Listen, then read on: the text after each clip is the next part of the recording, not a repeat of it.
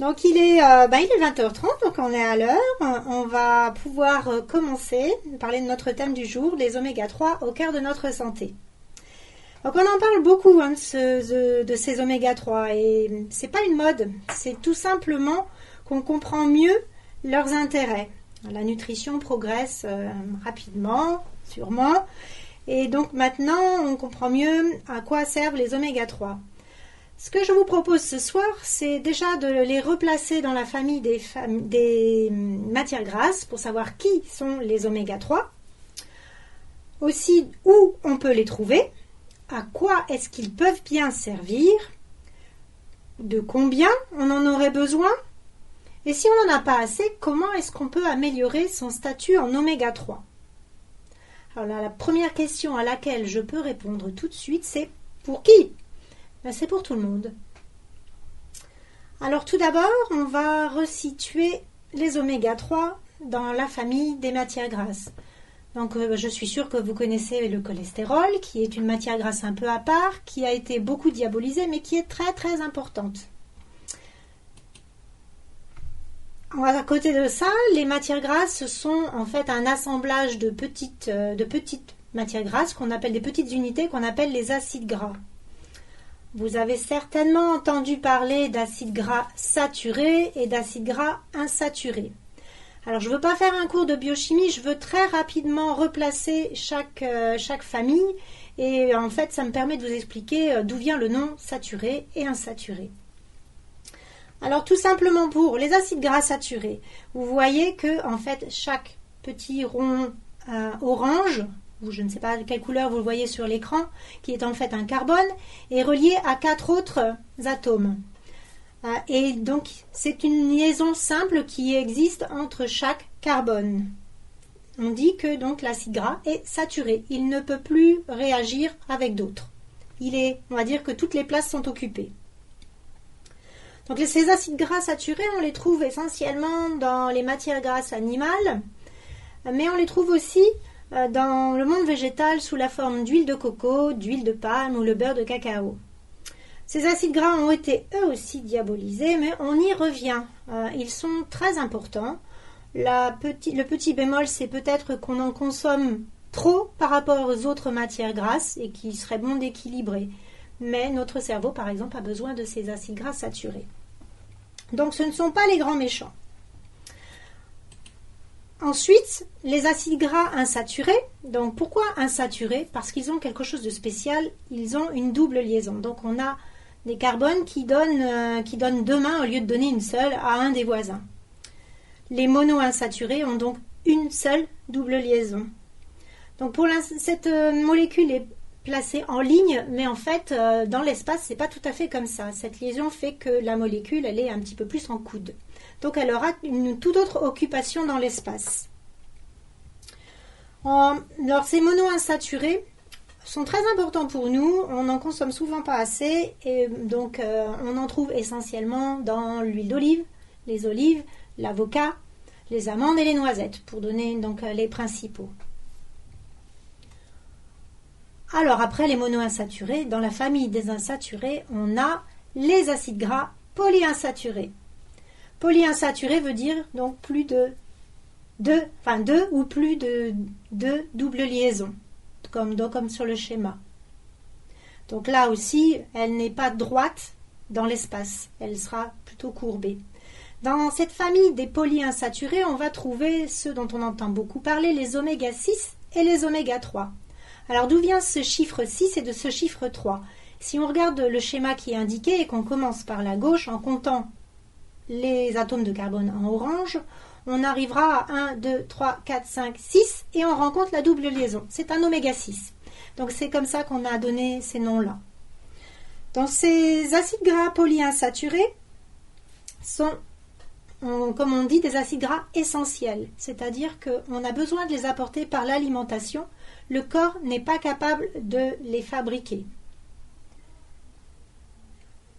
Ces acides gras polyinsaturés ont aussi une particularité. Du fait de ces doubles liaisons, ils sont plus réactifs et peuvent se combiner à d'autres molécules. Ce qui fait qu'ils sont plus fragiles à la lumière, à la chaleur et à l'oxydation. Alors on les trouve où ces acides, ces oméga 6 et ces oméga 3? On va les trouver aussi bien dans le monde végétal que dans le monde animal. Donc là, par exemple, on a le colza et les graines de lin pour le monde végétal, et on a le saumon en tant que poisson gras pour le monde animal. Donc je vous redonnerai d'autres exemples un petit peu plus tard d'aliments où on trouve ces oméga 3 en quantité plus importante que d'autres. Donc on peut trouver chez les poissons gras des oméga 3, mais on n'y pense pas souvent. On peut le trouver aussi dans la viande d'animaux qui ont été nourris soit avec une nourriture riche en oméga 3, soit tout simplement ils ont eu la chance d'aller brouter dehors et de manger de l'herbe. Et donc c'est la même chose pour les œufs.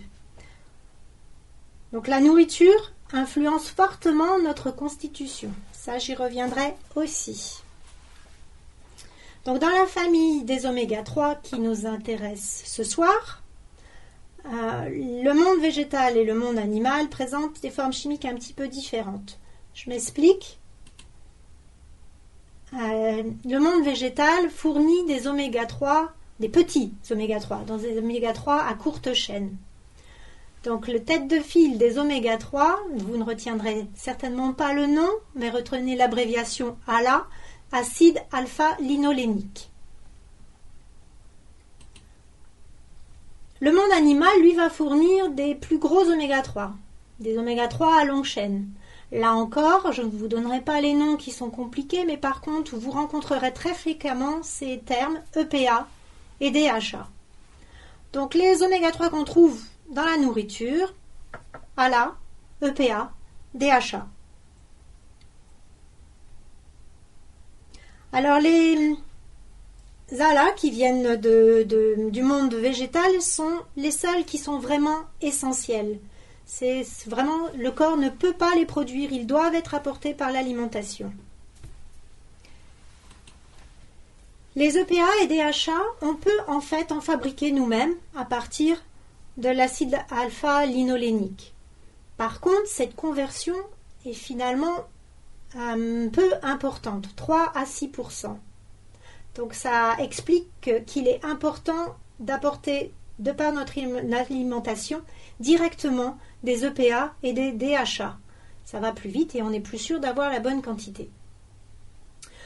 Cette transformation, de plus, est soumise à, on va dire qu'elle se fait encore moins bien si on a des carences.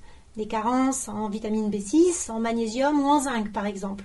C'est en fait les enzymes qui font cette transformation qui ont besoin de ces vitamines ou oligo-éléments. Et s'ils ne sont pas là, l'enzyme ne fonctionne pas bien. Donc, on convertit mal. Si on consomme beaucoup d'alcool ou si on utilise le tabac, ça fonctionne aussi moins bien. Malheureusement, avec l'âge, nos enzymes fonctionnent moins bien. Donc, la conversion se fait, encore une fois, moins bien. Même chose avec le stress. Alors j'ai noté trop d'oméga 6. Donc la famille oméga 6, oméga 3, qui sont toutes les deux essentielles, sont un peu, on va pas dire en compétition, mais en tout cas elles ont des rôles antagonistes. Elles utilisent les mêmes enzymes. Et l'enzyme de conversion va d'abord travailler sur la famille des oméga 6 et non des oméga 3. Donc si vous avez trop d'oméga 6, la famille des oméga 3 va être un peu délaissée.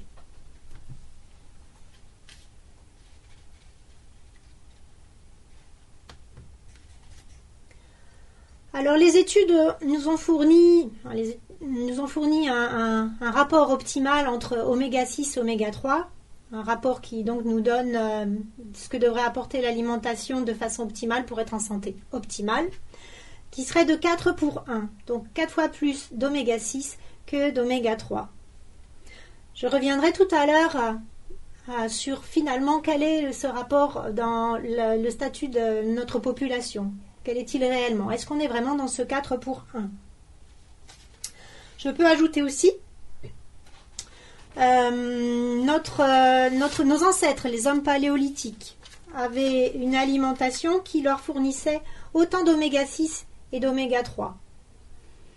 Donc ils étaient en 1 pour 1. Donc vous savez sans doute que notre patrimoine génétique, lui, n'a pas trop évolué et que nous sommes adaptés à avoir des taux d'oméga 6 et d'oméga 3 relativement similaires dans l'alimentation. Maintenant que vous connaissez mieux ces oméga 3, vous savez qui ils sont et comment ils se font, à quoi servent-ils? Tout simplement, dans chacune de nos cellules, on va retrouver ces oméga 3.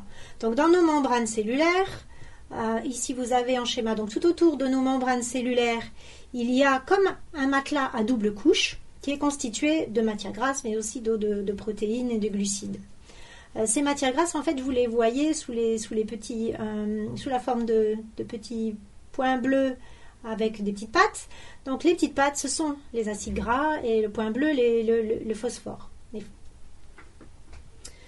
Donc les matières grasses vont rentrer dans la composition des membranes de toutes nos cellules. Que vont apporter les oméga 3 dans nos membranes? De par leur configuration dans l'espace, ils vont apporter plus de fluidité, plus de souplesse à nos membranes. Parce qu'il faut savoir que la membrane de nos cellules n'est pas fixe, elle évolue. Elle évolue et elle nous sert à échanger avec l'extérieur. Donc qui dit membrane plus souple dit meilleur échange.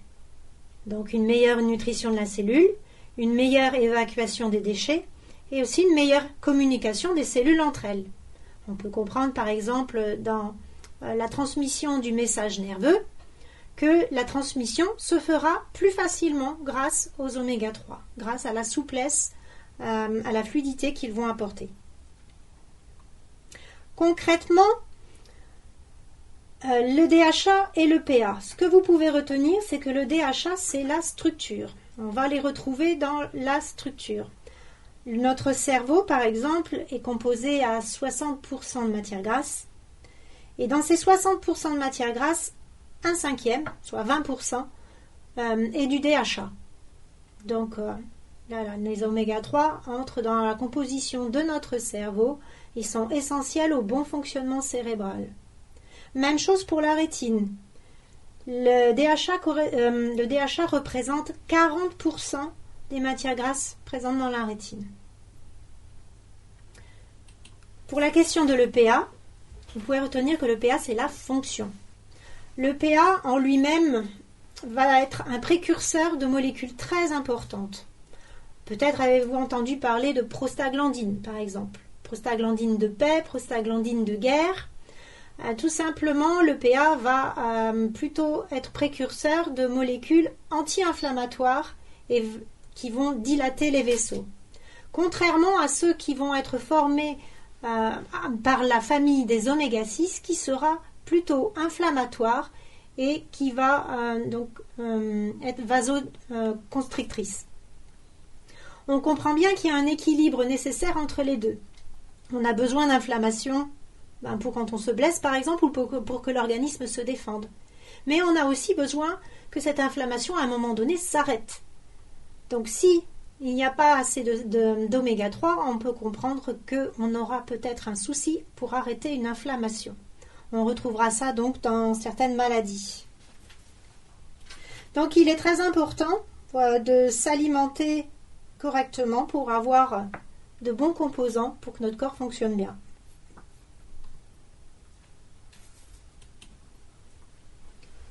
Alors ces oméga 3, maintenant qu'on sait à quoi ils servent dans nos cellules, qu'est-ce qu'ils peuvent faire pour nous exactement dans notre vie de tous les jours? Au niveau des maladies cardiovasculaires, donc les oméga 3 nous aident à prévenir et à traiter les maladies cardiovasculaires. Que ce soit des oméga 3 d'origine végétale ou animale, peu importe, ils sont tous deux protecteurs, ils sont cardioprotecteurs. Il y a eu beaucoup d'études sur le sujet et dernièrement une conclusion d'une analyse rigoureuse de 11 d'entre elles qui disait donc que les oméga 3 contribue à une réduction significatrice du risque de mourir, toutes causes confondues. Ça, on ne nous le dit pas, hein. Donc par exemple, le risque de mort subite ou d'infarctus fatal. Les oméga 3 sont aussi utiles pour prévenir et traiter de la dépression. On a remarqué que la concentration en oméga 3 dans le sang des personnes dépressives était très bas. Donc on peut les aider de ce point de vue-là. Et il y a eu de bons résultats avec une supplémentation essentiellement en EPA. Donc les oméga 3 sont bons pour le cerveau et la communication et ils aident dans les cas de dépression. Si on veut continuer encore, on va pouvoir améliorer grâce aux oméga 3 toutes les maladies où il y a de l'inflammation. Donc par exemple dans les maladies inflammatoires de l'intestin comme la maladie de Crohn, le diabète, c'est aussi une maladie où il y a de l'inflammation. Les douleurs articulaires, bien sûr. Si vous associez un supplément d'oméga 3 avec de la glucosamine qui est un constituant de l'articulation, vous aurez de meilleurs résultats que la glucosamine seule. Action sur l'hypertension artérielle. Et bien sûr, on parlait tout à l'heure que le DHA était un des constituants de la rétine. Donc, les oméga 3 sont utiles dans la prévention de la dégénérescence maculaire. Donc, tout ça peut permettre, quand on a des anti-inflammatoires sous forme de médicaments, peut-être de pouvoir en diminuer les doses.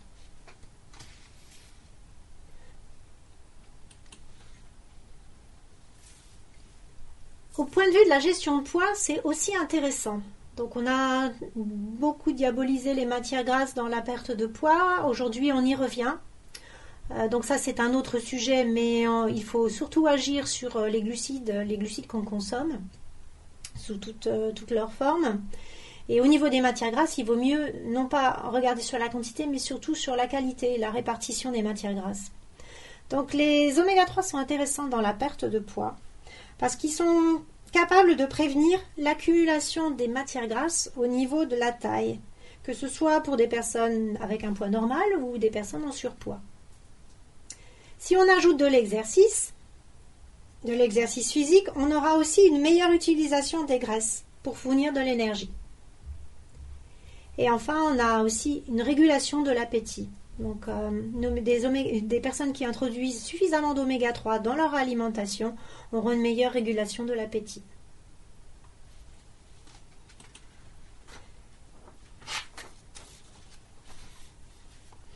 Alors, quels sont nos besoins en oméga 3 ?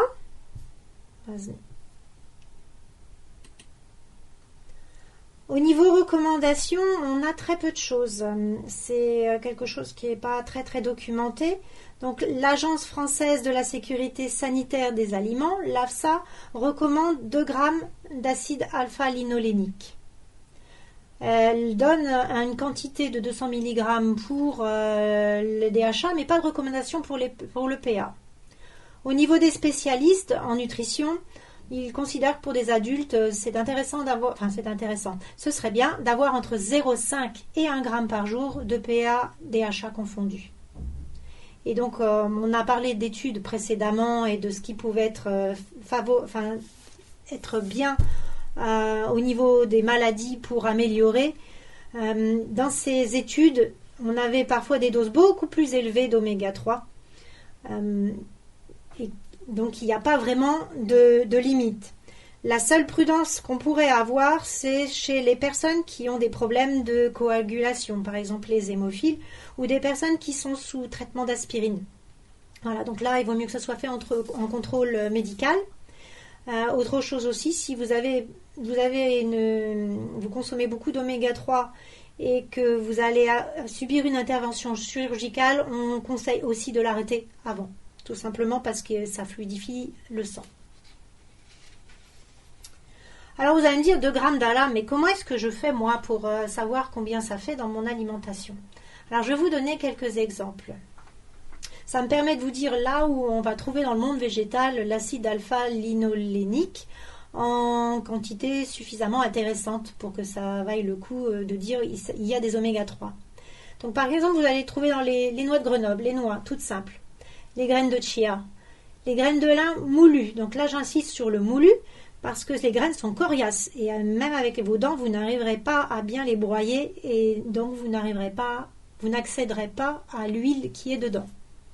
Ce qu'on fait nous à la maison, c'est qu'on prépare à peu près une fois par semaine un bocal avec des graines de lin moulues qu'on met au frigo, tout simplement pour pas qu'elles rancissent, pour qu'elles soient à l'abri de la lumière et à l'abri de la chaleur. Et on s'en sert pour différentes choses, soit pour saupoudrer sur les crudités ou la salade, soit pour saupoudrer sur les céréales ou au petit déjeuner. Pour saupoudrer sur ce que vous avez envie en fait. Donc c'est un moyen facile de les introduire. Au niveau huile en cuisine, l'huile de colza est très intéressante parce qu'elle est suffisamment bon marché et elle a un bon rapport oméga 3, oméga 6. Donc elle est proche du 4 pour 1. Alors là encore, c'est intéressant de choisir une huile de qualité. Donc de qualité, ça veut dire qu'il va falloir la prendre vierge, pressée à froid, donc avec des moyens mécaniques sans hausser la température. Tout simplement parce que l'huile, si elle est chauffée, on va extraire plus d'huile, mais les oméga 3 étant fragiles, vous allez perdre beaucoup de l'aspect nutritif de votre huile. Les huiles en bouteille plastique sont souvent sans goût, sans odeur. Si vous goûtez une huile de colza vierge, vous allez voir que c'est tout autrement. Elle est jaune, un jaune très foncé, et elle a une petite odeur bien caractéristique. L'huile de noix, bien sûr, puisque les noix de Grenoble sont intéressantes, l'huile de noix aussi. Vous avez aussi l'huile de lin, l'huile de cameline.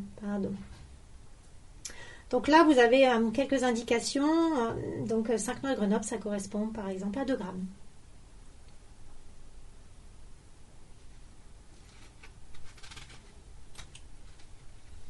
Et est-ce qu'on manque d'oméga 6 d'oméga 3, pardon. Les oméga 6, on n'en manque pas. Alors, les oméga 3, il n'y a pas vraiment de carence sévère. Ça peut arriver, mais c'est rarement le cas. Donc, qui dit carence sévère dit que c'est vraiment visible, on le trouve au niveau des analyses. Ce qui se passe par contre, c'est que peut-être qu'on manque d'oméga 3, mais que ce n'est pas décelable. Et que c'est en fait au fil du temps qu'il va y avoir une dégradation de l'état de santé. Donc, ça peut augmenter les risques cardiovasculaires, de maladies auto-immunes, de dépression. Donc ça insiste bien là-dessus, c'est qu'il y a en fait quand on manque de certains éléments essentiels, comme par exemple les matières grasses ou les vitamines et les minéraux, si notre corps n'a pas ce qu'il faut, il ne peut pas bien fonctionner. Et donc s'il ne peut pas bien fonctionner, il vous le fera savoir d'une certaine façon et la maladie est une bonne façon de vous le faire découvrir.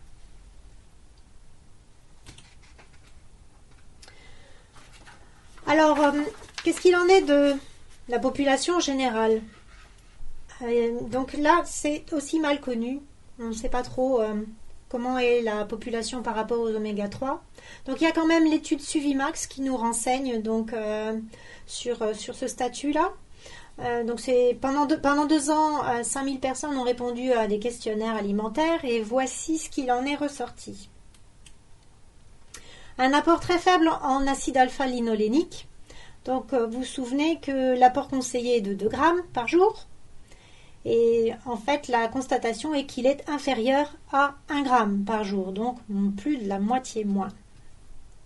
Ça, c'est pour l'acide alpha-linolénique. Qu'en est-il du rapport oméga 6, oméga 3 ? On a vu tout à l'heure que ce qui est souhaité, c'est 4 pour 1. Et en fait, il est constaté 11 pour 1. Donc, on consomme beaucoup trop d'oméga 6 par rapport aux oméga 3. Donc vous voyez tout de suite ce qu'il va falloir faire déjà pour améliorer son statut en oméga 3. On y vient tout de suite. Voilà.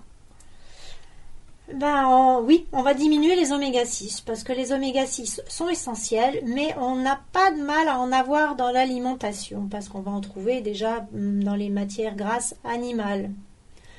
D'autant plus que nos animaux sont souvent beaucoup nourris avec des aliments qui contiennent des oméga 6, comme les tourteaux de soja ou le tournesol. Donc, par rapport à ce qu'on a dit tout à l'heure, par rapport aux huiles, mieux vaut avoir une huile d'olive pour l'aspect monoinsaturé antioxydant et une huile de colza ou de noix dans la cuisine pour l'assaisonnement, plutôt que d'avoir des huiles riches en oméga 6 dans la cuisine, c'est-à-dire l'huile de tournesol, d'arachide, de soja ou de maïs. Celles-ci, on n'a pas besoin parce elles ne sont pas mauvaises en soi, mais elles ne sont pas utiles parce qu'on a suffisamment d'oméga 6. Donc, vaut mieux se limiter. Si on devait avoir 2 huiles dans la cuisine, je dirais l'huile d'olive et l'huile de colza. Après, on peut introduire une autre huile parce qu'on veut changer de goût, parce qu'on aime bien l'huile de noix. Donc, l'huile d'olive peut aussi être utilisée en cuisine. Et ensuite, si vous avez besoin d'autres choses en cuisine, on ira plutôt regarder, puisqu'on chauffe les matières grasses, du côté des matières grasses saturées, parce qu'elles sont plus résistantes à la chaleur. Donc là, on peut penser à l'huile de coco pour des cuissons un peu plus exotiques, ou alors revenir à la cuisine française avec de la graisse de canard. Voilà. On peut aussi, pour diminuer les oméga 6, regarder un petit peu plus la qualité des œufs et de la viande et des produits laitiers qu'on achète. Donc ça, c'est à vous de vous renseigner par rapport à ce que vous achetez. Donc il existe la filière bleu, blanc, cœur, qui est une filière où on nourrit les animaux avec une alimentation plus riche en oméga 3, ou tout simplement peut-être dans le bio, où les animaux ont plus de chances d'être dehors et de brouter l'herbe, d'avoir une nourriture plus proche de leur nourriture naturelle. Donc là, oui, ça dépend de vous. C'est à vous de vous renseigner auprès des producteurs si vous avez la chance de les rencontrer. Alors diminuer les oméga 6 et donc l'autre côté, si on veut améliorer ce rapport pour arriver au 4 plus 1, on va augmenter les oméga 3. Donc vous vous souvenez des 2 grammes d'acide alpha-linolénique de tout à l'heure. Et donc consommer des oméga 3, on a dit que c'était aussi important d'apporter directement des EPA et des DHA par l'alimentation. Donc en consommant des poissons gras ou des fruits de mer au moins 2 fois par semaine, on augmente notre statut en oméga 3 avec des oméga 3 donc de longue chaîne qui seront directement utilisables. Donc les poissons qui sont riches en oméga 3, ce sont les sardines, les maquereaux, les harengs, les anchois, le saumon, le thon. Il y en a d'autres, mais bon, ce sont les principaux. Alors les oméga 3, on a vu que ce n'était pas tellement un problème de quantité si on en consommait plus. Par contre, le vrai problème avec les oméga 3, c'est en fait les produits toxiques qui les accompagnent. Vous avez tous entendu parler de la pollution marine, des métaux lourds comme le mercure. Et malheureusement, ces déchets, ces métaux se retrouvent dans les graisses. Donc on va les retrouver aussi dans nos poissons qui se nourrissent donc de ce qui est dans la mer polluée. Ce qu'on peut conseiller, donc si on veut quand même consommer des poissons gras, c'est plutôt de rester sur des petits poissons qui sont en début de chaîne et qui donc sont au moins emmagasinés de métaux lourds. Et pour ce qui est des poissons plus gros, comme le thon, ou alors l'espadon, on n'a pas beaucoup d'oméga 3, mais il y a aussi le flétan, de ne pas les consommer plus d'une fois par semaine. Et voire pour les femmes enceintes, encore moins. Le saumon, lui, se situe un petit peu au milieu. Mais sinon, voilà, on peut privilégier la sardine, le maquereau et le hareng.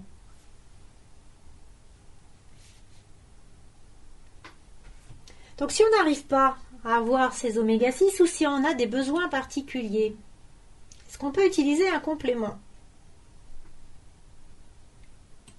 Donc quand est-ce qu'on peut en avoir besoin? Par exemple, si on n'aime pas le poisson, on n'arrive pas à manger de poisson ou on n'a pas accès à du bon poisson, ça peut arriver. Il peut être très intéressant d'apporter un complément en oméga 3. On peut faire les efforts qu'on veut, mais des fois, on n'arrive pas à avoir une alimentation suffisamment équilibrée. Donc, c'est difficile. Donc, les compléments sont là pour pallier certaines carences de notre alimentation. Il y a aussi des besoins particuliers. Donc, les femmes allaitantes ou enceintes ont besoin, par exemple, pour le fœtus ou pour le bébé qui est en pleine construction de cerveau. En général, lui, il se sert, donc la maman a plutôt intérêt à en avoir assez.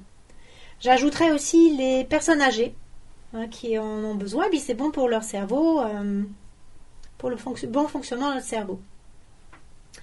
Pour des personnes qui présentent des risques cardiovasculaires, on a vu que c'était intéressant, que c'était un cardioprotecteur, ou même pour toute maladie, toute personne qui a un problème avec des maladies inflammatoires ou maladies auto-immunes.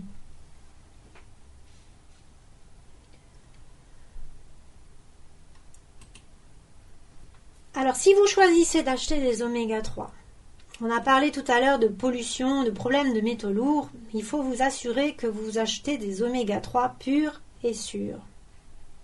Tout d'abord, regardez la source. Renseignez-vous, c'est comme pour les producteurs de viande par exemple, renseignez-vous sur la source des oméga 3. Donc on a vu que l'intérêt c'était plutôt de prendre des compléments en EPA et en DHA. C'est plus facile d'introduire dans notre alimentation suffisamment de bons oméga 3 à chaîne courte d'origine végétale. On peut le faire un peu tous les jours. Pour les poissons, c'est peut-être moins évident. Donc c'est plus vers un complément EPA DHA vers lequel il faut se tourner. Donc la bonne source, ça veut dire quoi? Je vais prendre l'exemple de celui qu'on a là et de celui qu'on utilise nous, les Bioméga de chez Usana. Les poissons qui sont utilisés sont des petits poissons de mer froide, d'eau profonde. Donc déjà moins pollués à la base.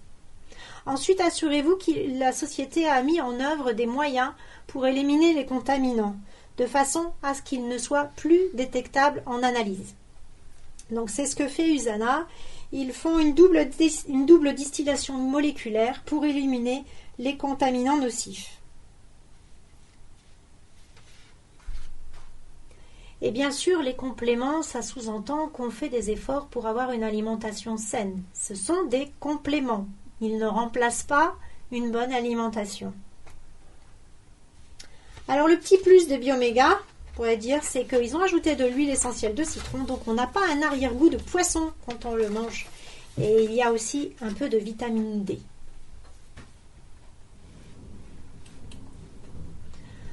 Concernant le Bioméga d'Usana, si vous êtes client, vous pouvez bien sûr ajouter dans votre commande automatique le Bioméga. Son code c'est le 122 pour aller plus vite.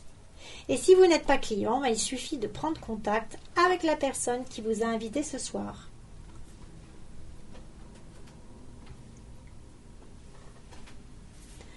Donc on arrive à la fin de la présentation.